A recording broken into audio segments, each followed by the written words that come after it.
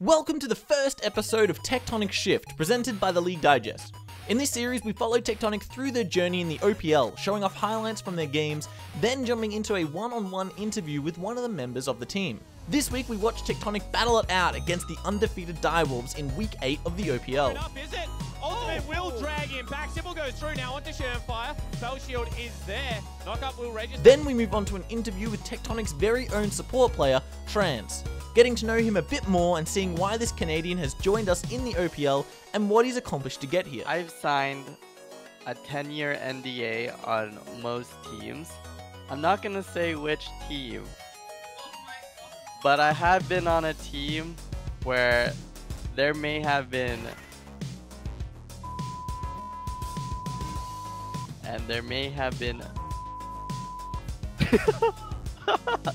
okay, I can't use that one. I'm Sushix, this is Tectonic Shift, let's just jump straight into it.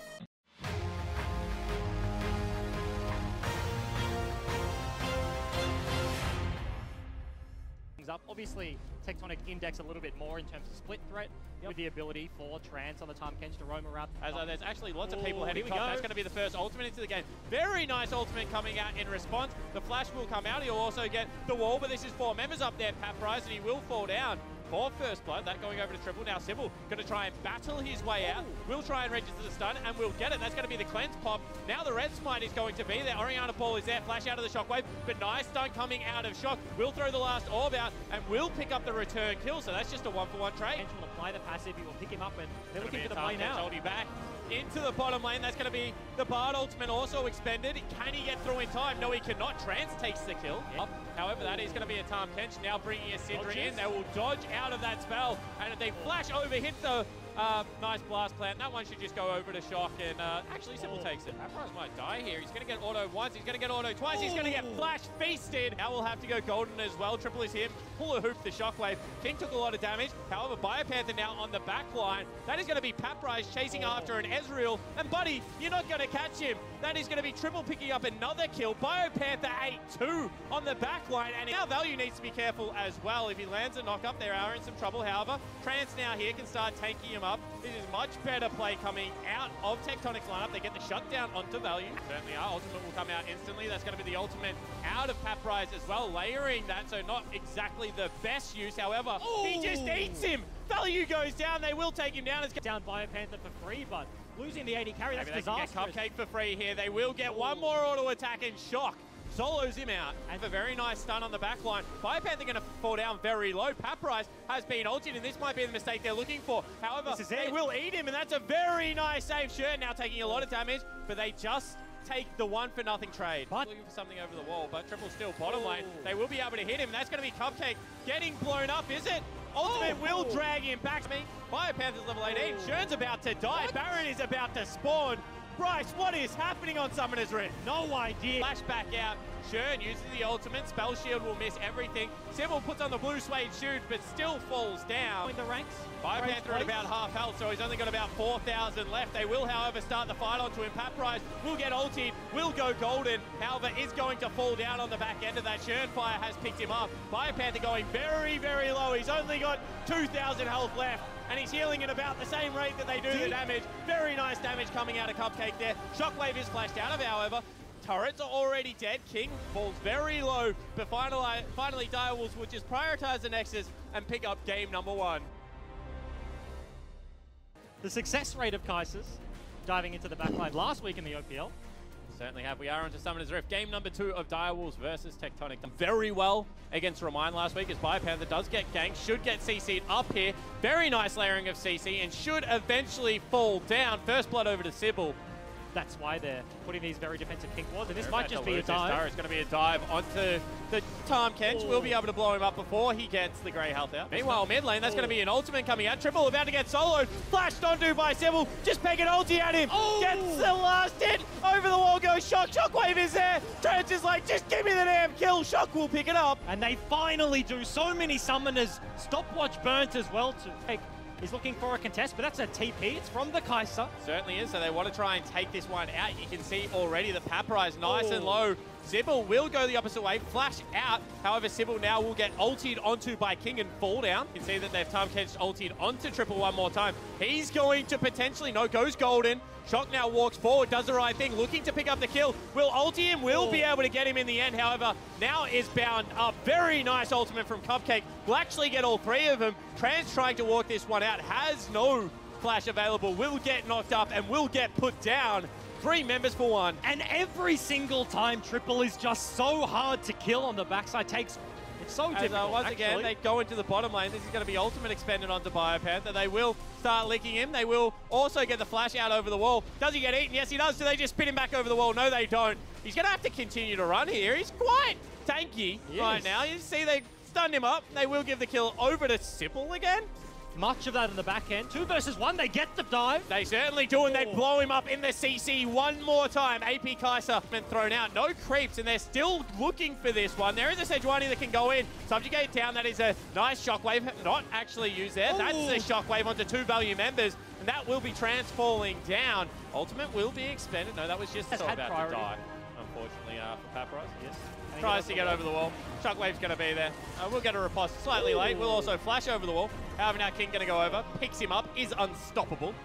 On the Baron, but they still have enough for a couple of waves. Defense is here for Tectonic once again, but engage. There's Cupcake. Very nicely done. However, eaten out. And that's a good as Azir ultimate to reset the fight, but they're just going over it. Shock running for the hills right now. Will be able to get to safety, but King gets a triple kill on the back end. Now looking for the rest of them. Will he get the quadra? No, he will not. That will be picked up by Shern. Triple will take the last.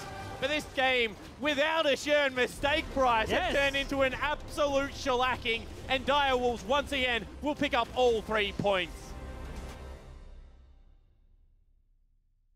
While the Tectonic boys fought hard in their Week 8 games, it ended with an unfortunate 0-2 loss against the still undefeated Direwolves.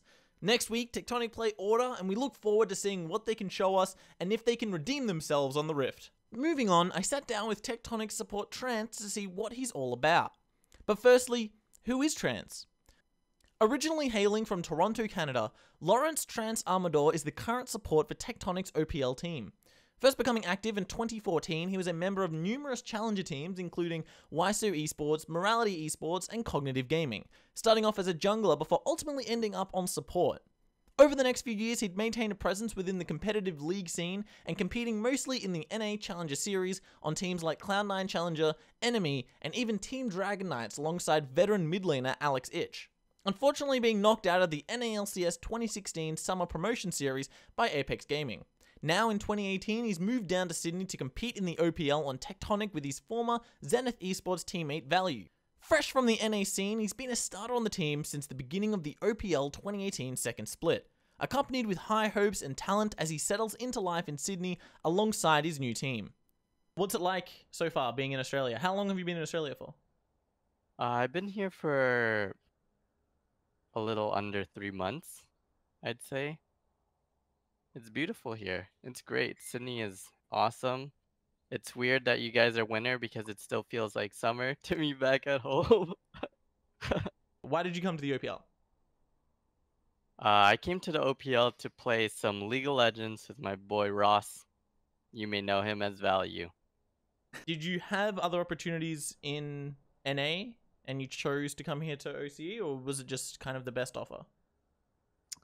I did have some offers, more so tryouts for LCS and Academy, though they fell through, and Ross didn't make it on any other teams as well, but he got some offers coming to OPL.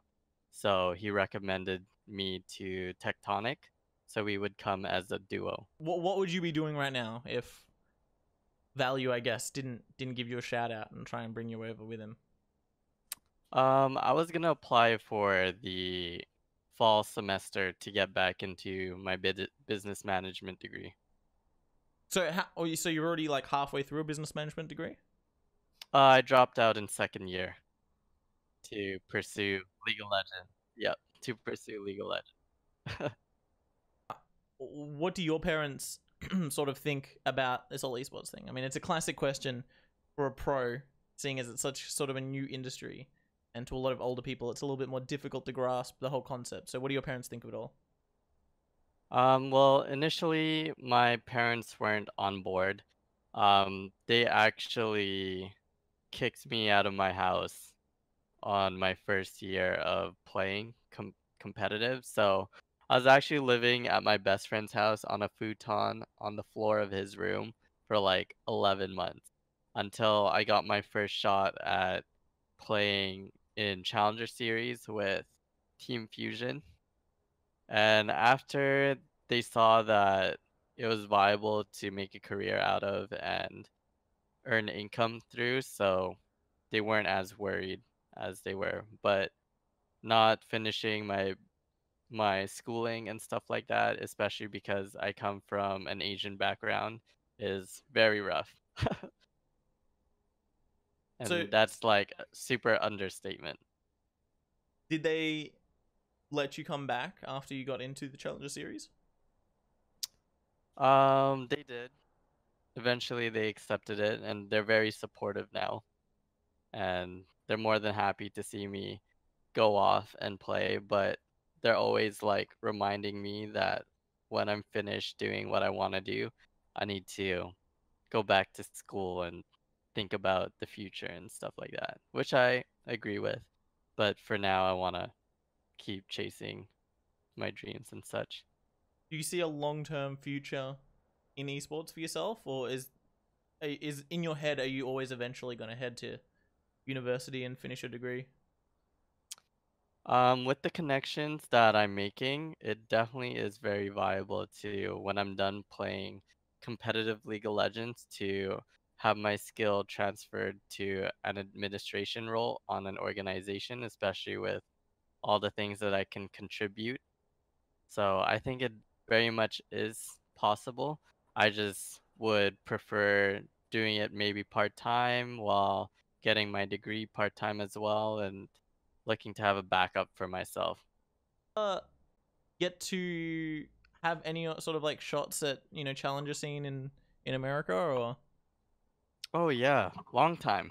Long time. I was in Challenger Series for like 3 years, played in 2 relegation tournaments, knocked out knocked out Dignitas, see you later. And I always got to the finals of every relegation tournament and fell short by 1 game. what team were you playing on? Team Dragonites and Team Fusion. Were you playing hmm with Value? Like, did you guys come over together from being on the same team? We've been on the same team since February. Amateur teams and stuff. Yeah. And how do you find working with Value? Well, he is amateur. He is like uh super rookie 80, Mm-hmm. very promising. Whereas I played with a lot of veteran 80s, and it's very interesting how our dynamic works because I am more experienced than he is, but even so, he's still very knowledgeable about the game, especially in laning phase and stuff, whereas I'm more adverse in mid and late game macros. So we complement each other's styles very well. What's your most Aussie experience so far in the past 3 months?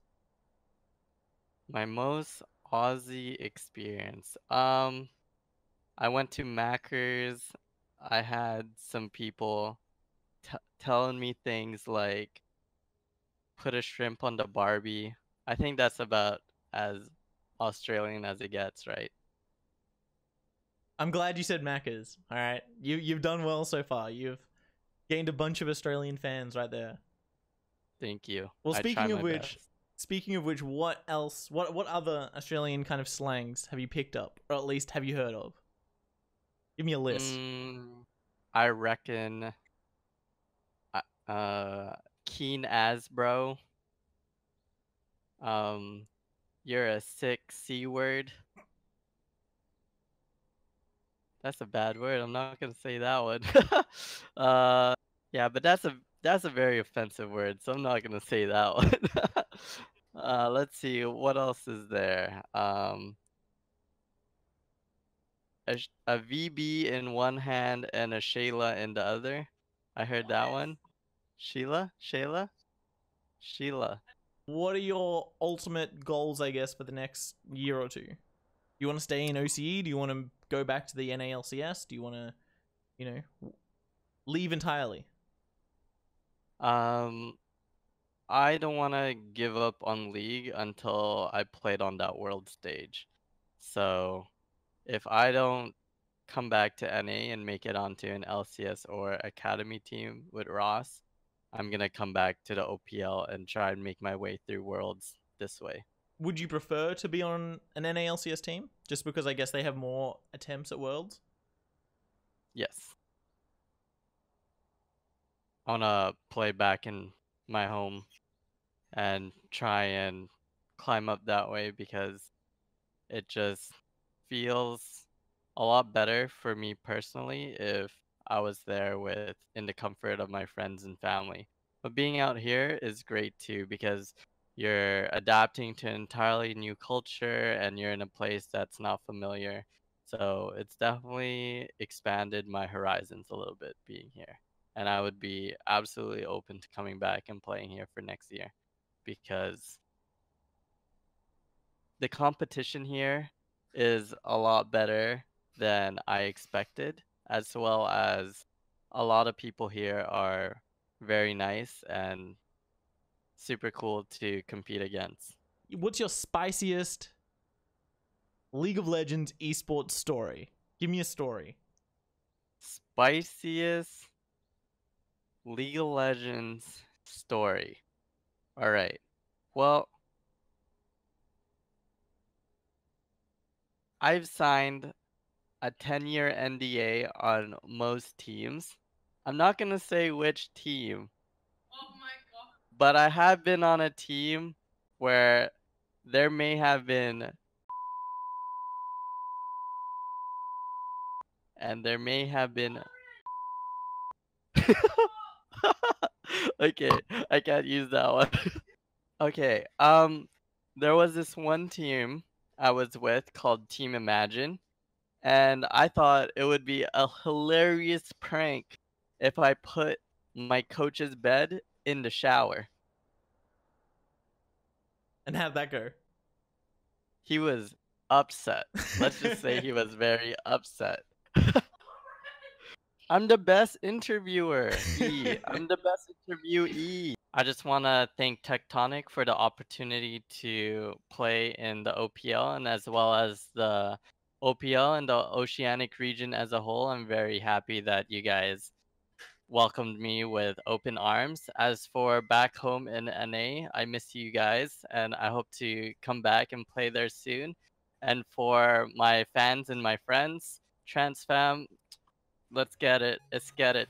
It's gonna be sick this year. I'm very happy with everything we've been able to put forward, and I hope to make you guys proud.